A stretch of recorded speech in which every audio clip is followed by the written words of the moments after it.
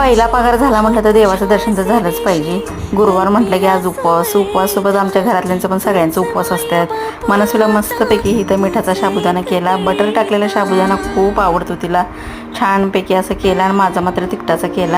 आणि मग संध्याकाळी कारभारी आल्यानंतर आम्ही आधी मिठाईच्या दुकानात गेलो. म्हटलं स्वामींपुढे आधी मिठाई ठेवायची. कारण कसं असतंय, आपण 99% जरी कष्ट केले की नाही, 1% नशिबाचा म्हणजे देवाचा आशीर्वादाचा लागतोच लागतो. परिश्रम आणि देवाचे आशीर्वाद असल्याशिवाय कुठलीही गोष्ट शक्य होत नाही. मग मस्तपैकी त्या मनसूच्या आवडीची मिठाई घेतली. मनसूला जी आवडते तीच मिठाई घेतली. शेवटी लहान मुलं देवाघरची फुलं म्हणतात, ती काही खोटं नाही. म्हणून मनसूच्या आवडीची घेतली, ती खुश झाली. मस्तपैकी देवाचं दर्शन घेतलं. कारभारी आल्यानंतर स्वामींच्या मठात गेलं की एक प्रकारचं प्रसन्न वातावरण वाटतं. मनसूच्या हातनं देवाला पेढा दाखवला आणि छानपैकी स्वामींच्या मंदिरात प्रसाद घेतला. मनसूला खूप खूप आवडतो. चला, तुम्ही कसं करताय नक्की सांगा. सबस्क्राईब करा की.